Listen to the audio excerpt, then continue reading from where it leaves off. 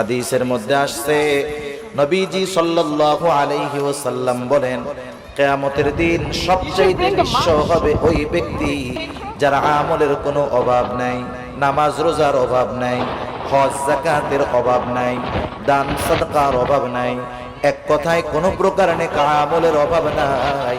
দুনিয়াতে তার একটা সমস্যা ছিল, সে বান্দার হক নষ্ট করত।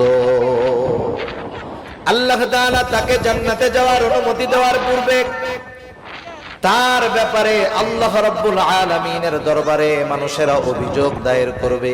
লম্বা হাদিস, আমি শুধু সারমর্ম কথাগুলা বলতেছি। কিছু লোক তার বিরুদ্ধে আল্লাহ রাব্বুল আলামিনের কাছে অভিযোগ দায়ের করবে। লোকটা হয়তো বলবে, আল্লাহ, এই লোকটা দুনিয়াতে আমার হক নষ্ট করেছিল। কেউ বলবে আমার সম্পদ দখল দিয়েছিল, কেউ বলবে আমাকে কষ্ট দিয়েছিল। এক কথায় আমার হক নষ্ট করেছিল। আল্লাহ, দুনিয়ার ভিতরে আমি দুর্বল থাকার কারণে আমি ন্যায় বিচার পাই নাই। দুনিয়াতে আমি মাজলুম ছিলাম। আল্লাহ, আজকের দিন আমি কি ন্যায় বিচার পাবো না? আল্লাহ রাব্বুল আলামিন তার অভিযোগ গ্রহণ করবে।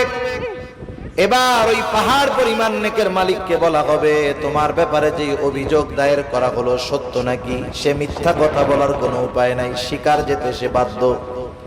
সে বলবে, হ্যাঁ, দুনিয়াতে আমি তার এই হক নষ্ট করেছি। আল্লাহ তাআলা বলবে, দাও, তার হকটা আদায় করে দাও। বলেন তো, দুনিয়াতে কেউ যদি কারো জমি জোর করে দখল দেয়, কিয়ামতের দিন জমি দেওয়ার কোনো অবস্থা আছে নাকি? এইবার লোকটা বলবে, আল্লাহ, এ তো দুনিয়া না, দুনিয়া না। দুনিয়া যদি হইতো আমি তার জমি, তার হক তাকে ফিরাইয়া দিতাম। এখন আমি কোথার থেকে দিব?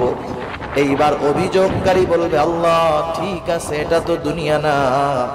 দুনিয়ায় আমার সম্পদ সে দখল দিয়েছিল, আজকে আমার সম্পদের প্রয়োজন নাই। সে আমার দুনিয়ার হকটা তার নেকির দ্বারা মিটায়া দে।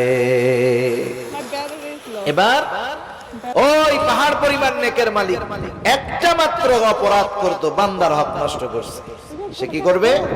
নেকির থেকে নিয়ে এক একজনের হক আদায় করবে। যারা